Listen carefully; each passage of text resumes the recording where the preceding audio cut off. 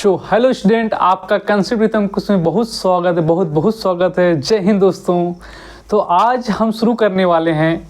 देखिए, मैंने 2 क्लास ले चुका है आपके लोग के लिए। टीए आर्मी, इंडियन आर्मी के लिए 2 क्लास मैं ले चुका हूं और आपकी जो क्लास होने वाली है वह होगी बेसिक गुणनखंड की, ठीक है। क्योंकि इसका यूज, इस पर क्वेश्चन कैसे बनेंगे और अगर आप आभाज्य गुणनखंड, मेन फोकस रहेगा आभाज्य गुणनखंड मतलब प्राइम फैक्टर, उस पर उसको कैसे निकालते हैं और कैसे क्वेश्चन में यूज होंगे, ठीक है। और आगे बहुत सारे क्वेश्चनों में कैसे यूज होंगे और भी जो टॉपिक मिलेंगे उसमें कैसे यूज होंगे, ठीक है। क्योंकि इसका यूज मिलेगा आपको, ठीक है। इसलिए पहले मैं इसको समझा दे रहा हूँ बढ़िया से, और कुछ टाइप के क्वेश्चन मैं देख भी लूँगा कि किस टाइप के बनेंगे, जो कि यहीं से डायरेक्ट बनेंगे, ठीक है। और कुछ टाइप इसका यूज होगा अगली कक्षाओं में, जैसे अगले जो मैं अगला टॉपिक पढ़ाऊंगा उसमें यूज भी होगा, ठीक है। इसलिए यह ज़रूरी है, इंपॉर्टेंट है, ठीक है। सबसे पहले समझिए आप फैक्टर क्या होता है। फैक्टर क्या होता है। फैक्टर मतलब गुणनखंड। क्या होता है? गुणनखंड। क्या होता है? गुणनखंड।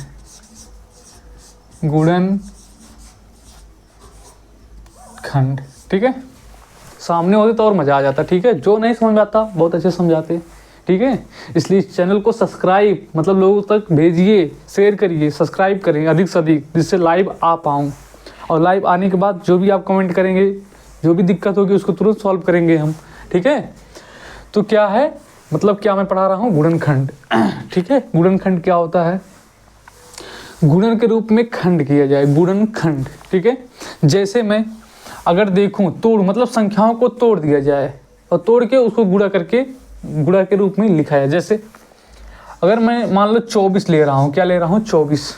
अब 24 संख्या को हम तोड़ सकते हैं। तोड़ मतलब खंड के रूप में तोड़ना है। गुणनखंड मतलब गुणा के रूप में इसको खंडित करना है, खंड करना है, ठीक है। इसको जैसे इसको मैं लिख सकता हूँ 12 गुणे 2, 12 दूनी 24, 2 फैक्टर बना सकता हूँ, ठीक है। तोड़ दिया 2 संख्याओं में से 24 को तोड़ दिया, 12 दूनी 24 तोड़ दिया। या तो आप इसको तोड़ सकते हैं और किसमें? 6 चौक 24, 6 चौक 24, इसमें भी तोड़ दिए, ठीक है। तो ये भी गुणनखंड बन सकता है, ये भी गुणनखंड बन सकता है। समझ रहे हैं आप ना। और यहाँ से और क्या बन सकता है? 4 छंग 24, 4 छंग 24, ठीक है। और 24 1 के 24, ठीक है। तो गुणनखंड के रूप में तमाम टूट गया। यहाँ पर देखिए, यहाँ पर टूट गया, इसे टुकड़ों में मैंने तोड़ दिया। लेकिन मुझे गुणनखंड तो पढ़ना ही है, तोड़ना आना ही चाहिए। उसके साथ साथ मुझे और क्या आना चाहिए? उसके साथ साथ मुझे आभाज्य गुणनखंड आना चाहिए। क्या आना चाहिए? आभाज्य गुणनखंड। अब देख लेते हैं आभाज्य गुणनखंड क्या होता है और यह कैसे उपयोग होगा क्वेश्चनों में और कैसे निकालते हैं। आभाज्य गुणनखंड कैसे निकालते हैं, ठीक है। इस पर चर्चा कर रहे हैं, ठीक है, बढ़िया से। चलिए अब समझिए आभाज्य गुणनखंड। मैंने आपको पिछली क्लास में मैंने आपको एक चीज़ बताया था, आभाज्य संख्याएं। क्या बताया था? आभाज्य संख्याएं, आभाज्य संख्या बताया था ना। और निकालना क्या मुझे? आभाज्य गुणनखंड। तो आभाज्य गुणनखंड में आभाज्य शब्द तो आ रहा है, मतलब जो इसे तोड़ेंगे, इसको जो 24 को तोड़ेंगे, वह जिस नंबर में तोड़ेंगे वह नंबर आभाज्य होना चाहिए। कैसा नंबर होना चाहिए? आभाज्य होना चाहिए, ठीक है। कैसा नंबर होना चाहिए? आभाज्य होना चाहिए, ठीक है। आभाज्य क्या होता है? मैंने 2 बार डिस्कस किया, पिछली क्लास में भी डिस्कस किया था कि आभाज्य संख्या क्या होती है। आभाज्य संख्या ऐसी संख्या जो खुद से कटे और 1 से कटे और किसी संख्या से न कटे, उसे कहेंगे आभाज्य संख्या। जैसे 2 3 5, यह 2 से कटेगा, 1 से कटेगा, ये भी खुद से कटेगा और 1 से कटेगा, ये भी 7 11 13 17। तो इस प्रकार से आगे 19, तो इस प्रकार से आगे संख्याएं आती चली जाएंगी, ठीक है। 23 ऐसे आते चले जाएंगे। मतलब इन संख्याओं क्या कहेंगे हम? आभाज्य संख्याएं। क्या बोलेंगे? आभाज्य संख्याएं। तो जो मैं 4 और 6 में तोड़ दिया, उसे ऐसे नहीं तोड़ना है 4 और 6, क्योंकि यह संख्या आभाज्य नहीं है। ठीक है। इसमें एक तो अभाज्य है लेकिन दूसरी नहीं है, ठीक है। तो मुझे तोड़ना है अभाज्य गुणनखंड, मतलब जितनी संख्याओं में टूटे वह संख्या कैसे होनी चाहिए, अभाज्य होना चाहिए, ठीक है। तो उसे हम बोलेंगे अभाज्य गुणनखंड, ठीक है। अब मैं बढ़िया से अभाज्य गुणनखंड समझ लेता हूँ, आपको समझाता भी, ठीक है, बढ़िया से। अब देखिए क्या होता है। अब इसको कैसे तोड़ेंगे 24 को, अगर अभाज्य गुणनखंड लिखना है तो कैसे तोड़ेंगे। जैसे मैंने इसको सिंपल लिख दिया, क्या अभी मैंने लिखा था 12 गुणे 2, 12 दूनी 24। एक तो मिल गया है हमें अभाज्य, 2 तो मिल गया मुझे अभाज्य संख्या, ठीक है। लेकिन 12 जो अभाज्य नहीं, अब इसको और तोड़ो, ठीक है, इसको और तोड़ो तो कितने टूटेगा, 4 गुणे 3 में, 4 3 12। इसमें ये भी मिल गया, अब इसको तोड़ो, 2 गुणे 2, ठीक है। तो यहाँ से 2 गुणे 2 और 3 और 2, ठीक है। मतलब 24 जो टूटा हमारा, 24 जो हमारा टूटा है, कितने कितने टूटा देखो, 24 जो टूटा हमारा 2 गुणे 2 गुणे 2 गुणे 3, 2 गुणे 2 गुणे 2 गुणे 3, ठीक है। अब देखिए टोटल जो नंबर हैं इसमें देखिए सभी नंबर क्या हैं, अभाज्य हैं। क्या है, सभी नंबर अभाज्य हैं, ठीक है, अभाज्य हैं। तो इसको हम ऐसे भी लिख सकते हैं कि 2 की घात, घात मतलब जितने हैं 2, 1 2 3, 3 2 हैं तो 3, और 3 की घात, यह 3 1 है तो 1 लिखेंगे, ठीक है। इसको ऐसे लिख सकते हैं, ठीक है। आई होप आपको यहाँ तक समझ में आया होगा, ठीक है। उसको तब तक तोड़ो जब तक कि वह अभाज्य संख्या में ना टूट गया है, ठीक है। अब इसको एक तरीके से और करते हैं, ठीक है। कैसे डायरेक्ट निकालते हैं, बड़ी संख्या हो तो कैसे तोड़ेंगे, ठीक है, कैसे करेंगे उसको कैसे करते हैं, थोड़ा सा देखिए बढ़िया से समझिए। हमें उसे अभाज्य रूप में हमेशा तोड़ना है, अभाज्य रूप में। जैसे यहाँ पर अभी 24 को, जैसे हम लोगों ने सीखा ही होगा पिछली क्लास में, छोटी क्लासों में सीखा ही होगा। जैसे 24 को, अगर 24 को अभाज्य गुणनखंड के रूप में तोड़ना है तो हमेशा सबसे पहले अभाज्य संख्या से उसे काटना पड़ेगा। किससे, अभाज्य संख्या से उसे काटना पड़ेगा, उसे जो है अभाज्य संख्या से काटना पड़ेगा, ठीक है। तो सबसे छोटी संख्या से पहले अभाज्य से काटेंगे, सबसे छोटी अभाज्य संख्या से, फिर उससे बड़ी, फिर उससे बड़ी, फिर उससे बड़ी, ऐसे काटते चलेंगे, ठीक है। जैसे इस 24 को अगर काटेंगे तो किससे कटेगा, 2 से कटेगा, 2 से काट दो तो यहाँ पर आ जाएगा 12। अब भी 2 से कट रहा है तो 2 से काट दो तो 6 आ जाएगा। अब भी 2 से कट रहा है तो 2 से काट दो 3 आ जाएगा। अब क्या 2 से कटेगा, नहीं कटेगा, तो 3 से काटना पड़ेगा, किससे, 3 से, और एक बार जाएगा, ठीक है। ये अंश लो मत, ठीक है। अब यहाँ पर 24 का जो फैक्टर बन जाएगा 2 गुणे 2 गुणे 2 गुणे 3, ठीक है।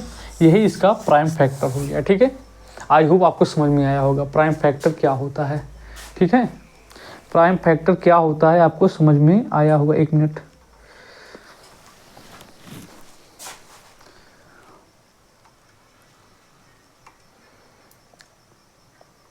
सेट कर लो।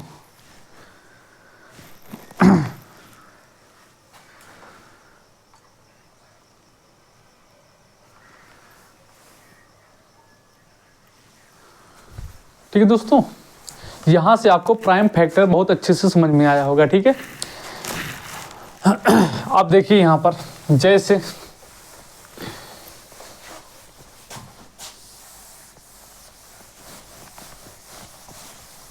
कोई बड़ी संख्या तो उसको कैसे निकालेंगे। जैसे मान लो यहां पर 100 इकाई, दहाई, सैकड़ा, हजार, 10,000, अगर 14,700 संख्या दिया है और इसका प्राइम फैक्टर बोल दिया करने को, ठीक है। यह तो संख्या बड़ी लग रही है, ठीक है, इसको करने में समय लग सकता है अधिक, ठीक है। तो हमेशा एक चीज़ देखना है, अगर लास्ट में पीछे 0 है, 1 0 है या 2 0 है या 3 0 है, ठीक है। इसको नोट कर लो बढ़िया से, सरल हो जाएगा, आसान हो जाएगा, नोट में लिख लो, इसको नोट करो कि अगर लास्ट में 2 0 है मतलब 100 से इसमें मल्टीप्लाई हुआ है ना, 47, 147 में 100 से मल्टीप्लाई मतलब 2 0 तो इतना बड़ा है। अगर ऐसा दिखे तो अगर 1 0 दिखे मतलब यह 2 और 5 का फैक्टर है, 5 दूनी 10, और इस पर घात 1 है।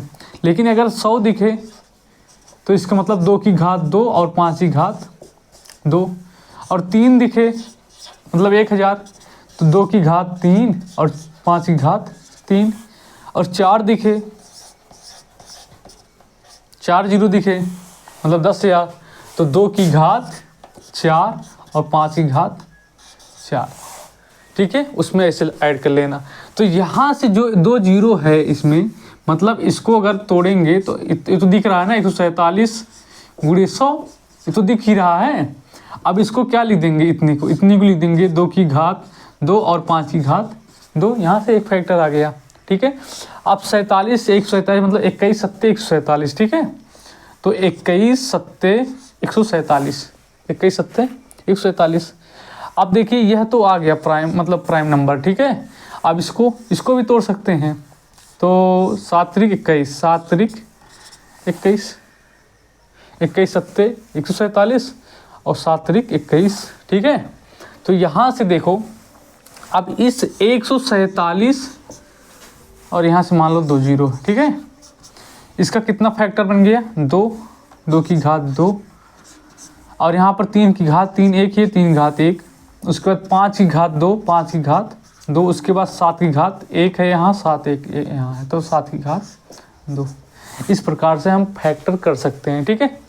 अगर जीरो हो तो उसको इस हिसाब से पहले आप कर सकते हैं, ठीक है, आसानी होगी, ठीक है। और बाकी अगर कोई कठिन आ जाए तो आप हमेशा उसको ऐसे लिख लें, जैसे 147 डबल जीरो, उसके बाद यहाँ से प्राइम फैक्टर से भाग देकर आप डिवाइड करते हुए जाए नीचे तक, जब तक 1 ना आ जाए, ठीक है। हमेशा लेकिन किस संख्या से उसको डिवाइड करना है, प्राइम, तो ही प्राइम फैक्टर कन्वर्ट होगा, ठीक है। तो आई होप आपको इतनी बातें मेरी समझ में आई होंगी, ठीक है। अब चलते हैं, इस पर कुछ क्वेश्चन बनते हैं, ठीक है।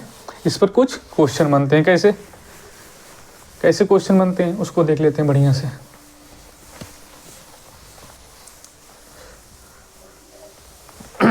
जैसे मैं अभी 24 समझा रहा था, उस पर मैं समझा दे रहा हूँ, छोटी संख्या रहेगी, समझ में आपको बहुत अच्छे से आएगा, इसलिए मैं उस छोटी संख्या को यूज करके मैं समझाने वाला हूँ, ठीक है।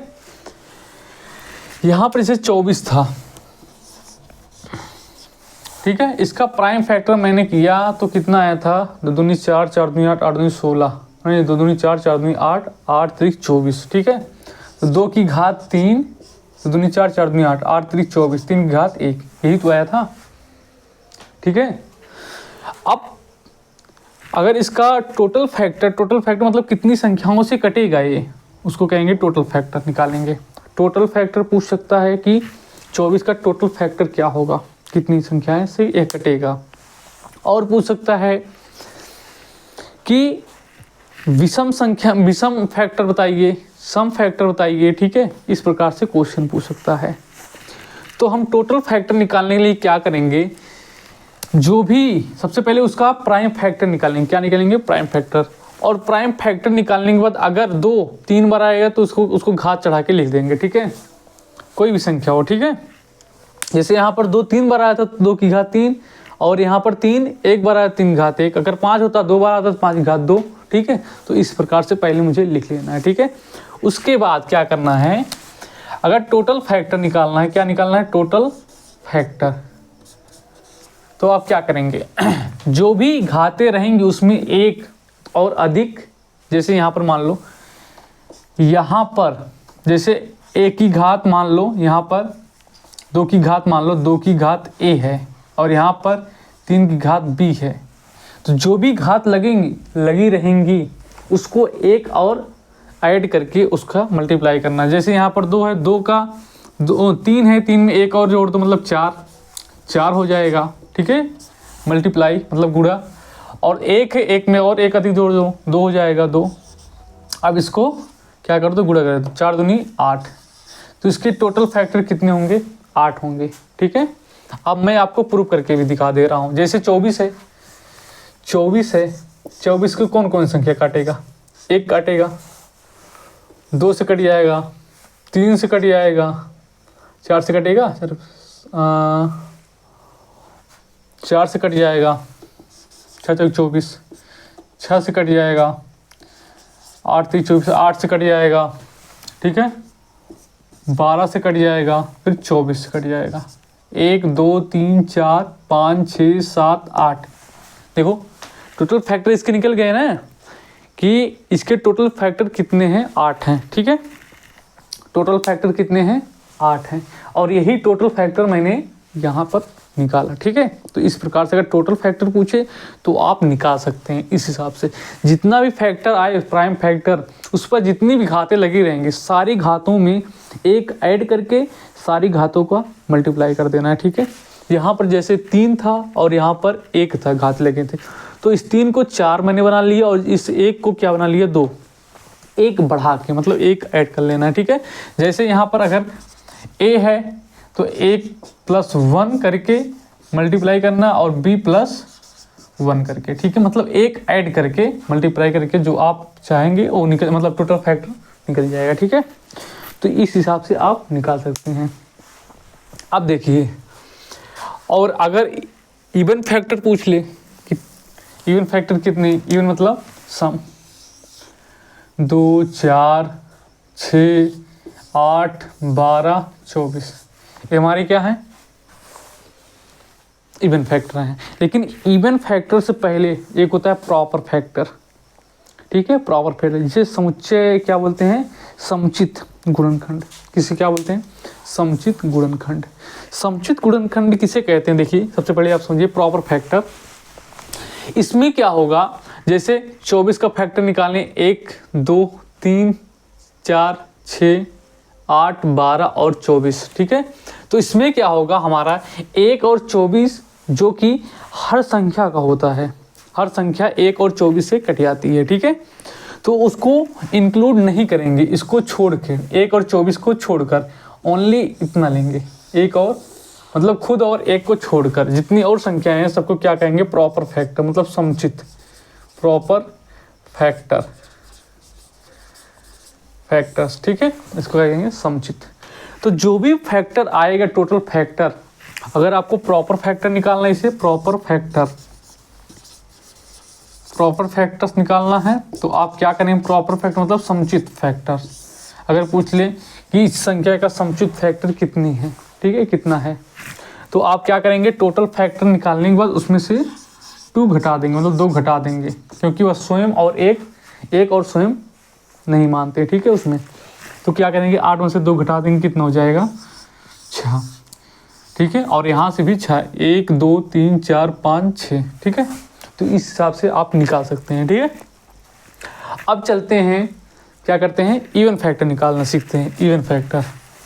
इवन फैक्टर कैसे निकालेंगे, इवन फैक्टर मतलब सम फैक्टर, क्या, सम फैक्टर, सम गुणनखंड, इसको क्या बोल देंगे, सम गुणनखंड। सम गुणनखंड निकालने का क्या तरीका है,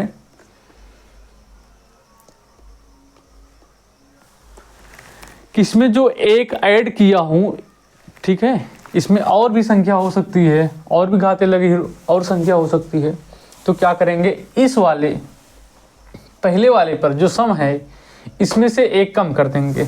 ठीक है, 1 कम कर देंगे, तो a गुणे मतलब पहले वाली संख्या, हम पहले वाली घात में 1 ऐड नहीं करेंगे। ठीक है, तो यहाँ पर जो है कितना है, 3 है, 3, लेकिन और सब में ऐड करेंगे 1 1। ठीक है, सिर्फ पहले वाली संख्या में नहीं करेंगे। ठीक है, सम वाले में।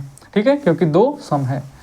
अब इसमें 1 ऐड नहीं करेंगे तो 3 ही हो जाएगा, और इसमें ऐड करेंगे 2 हो जाएगा, तो 3 दूनी 6, 3 दूनी 6, जो कि हमारा सम जो संख्या आएगी फैक्टर वो कितनी होगी, 6, 3 दूनी 6। और देख लीजिए इसमें सम है, 1 सम, 2 सम, 3 सम, 4 5 6 सम है, सम संख्या है। और देखिए यहाँ पर 3 और 1 क्या है, विषम है। अब विषम निकालने के लिए क्या करेंगे, इसमें पहले जो सम है, जो जैसे 2 सम है तो इसको इंक्लूड, इसके घातों को इंक्लूड ही नहीं करेंगे इसमें, और इसमें वही 1 बढ़ा के, तो 1 बढ़ा के। ठीक है, तो क्या हो जाएगा, ओड वाले में 1 बढ़ा के, ओड मतलब विषम, विषम गुणनखंड अगर निकालने को बोले, विषम गुणनखंड, उसके लिए क्या करेंगे, हम क्या करेंगे उसके लिए क्या करेंगे, उसमें 2 की घात जो रहेगी उसको इंक्लूड नहीं करेंगे, और अगली जो घात रहेंगी, जितनी भी घात रहेंगी सब में 1 बढ़ा के उसको गुणा कर लेंगे, मल्टीप्लाई कर लेंगे, ठीक है। तो यहाँ पर जब दो वाली घात को इंक्लूड नहीं करेंगे और इस पर पहुँच जाएंगे, इसमें एक बढ़ा के मतलब एक का 2 लिख देंगे, ठीक है। मतलब b+1 यही तो हुआ b+1, ठीक है। तो 1+1 इसका मान और यहाँ से 2 और 2 ही जो आंसर था, ठीक है। इस प्रकार से सब प्रूफ हो गया, आप समझ भी गए होंगे, ठीक है। तो गुणनखंड में बहुत ज़्यादा डीपली नहीं जाऊँगा, ठीक है। गुणनखंड आपको आना चाहिए कि गुणनखंड कैसे निकालें। अभाज्य गुणनखंड में तो है अभाज्य गुणनखंड कि अभाज्य गुणनखंड कैसे निकालें, और उसमें समुचित गुणनखंड कैसे निकालें, और यहाँ पर इवन टोटल फैक्टर कैसे निकालें, मतलब कुल गुणनखंड कैसे निकालें, इवन फैक्टर इवन मतलब सम गुणनखंड कैसे निकालें, विषम गुणनखंड कैसे निकालें, इन सब सारे क्वेश्चन आपको आना चाहिए ओरली, ठीक है।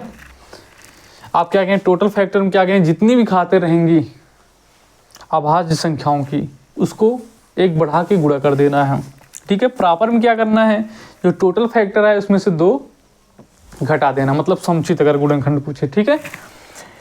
और यहाँ पर सम वाले में क्या करना है, सम वाले में आपको क्या करना है, सम वाले में एक ऐड नहीं करना है, सभी गुणनखंडों में एक ऐड करना है, लेकिन इसमें सम वाले संख्या में ऐड 1 नहीं करना है, ठीक है। और सबको ऐड 1 कर लेना, उसके बाद सभी का गुणनखंड करें। सेम इसमें जैसे सब में एक एक बढ़ा के कर रहे थे, इसमें जैसे एक बढ़ा रहे थे तो इसमें एक बढ़ाना नहीं है, ठीक है। सिर्फ ओनली एक का जितना मान रहेगा उतना, और बाकी सब में 1 बढ़ा लेना है, ठीक है। तो इस हिसाब से गुणा करेंगे, उसके बाद 6 आ गया जैसे इसमें वैसे निकल जाएगा, ठीक है। और विषम वाले में जो ये सम संख्या है 2, अगर 2 उसमें फैक्टर आए तो उसका जो घात रहेगा उसको इंक्लूड ही नहीं करना है, बाकी सब में 1 करके 1 बढ़ा के मल्टीप्लाई कर लेंगे, जो भी आंसर आएगा वही हो जाएगा, ठीक है। जैसे यहाँ पर एक ही संख्या थी, ठीक है, एक उसमें एक बढ़ा दी मतलब 2, ठीक है। कोई संख्या और तो है नहीं, उससे मल्टीप्लाई करेंगे तो यही आपका आ जाएगा विषम गुणनखंड, ठीक है। आई होप आपको समझ में आया होगा बढ़िया से, ठीक है। तो कुछ क्वेश्चनों को भी देख लेते हैं, 1-2 क्वेश्चन है, ठीक है। बेसिक तो मैं पढ़ा दिया, ठीक, जो कंसेप्ट था। अंश पानी लाओ जाओ।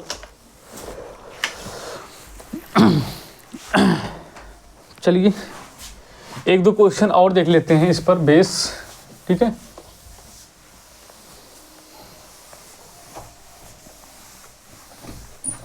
कि मैं छोटी संख्या लिया था इसलिए, जिससे आपको बढ़िया से समझ में आए, ठीक है। एकदम आराम से पढ़ा रहा हूँ, कोई जल्दबाजी नहीं है, ठीक है। और इसको ज़रूर नोट कर लेना है, ये चीज़ दिमाग में हमेशा रहना चाहिए, ठीक है। ये आपको स्मार्ट वर्क करने सिखाएगा कुछ चीज़ें जो है, ठीक है। और आपको मैथ में जो है 25 तक 30 तक पहाड़ी आपको, अगर आप कंपटीशन तैयारी कर रहे हैं तो याद होना चाहिए, ठीक है भाई। और स्क्वायर क्यूब भी 30 25 20 तक तो आपको याद होना चाहिए। उससे आप जब कैलकुलेशन आएगा ना, तो आप कैलकुलेशन करेंगे ना, तो उसमें टाइम जो है उसमें आप बचा सकते हो, वहीं से कैलकुलेशन में ही आप टाइम बचा सकते हैं, ठीक है। तो वहाँ जो है वही टाइम बचेगा, जो भी कैलकुलेशन करना रहेगा जिसमें ज़्यादा लोगों को समय लगेगा उसमें आप कम समय में कर सकते हैं। और एक क्वेश्चन है, चलिए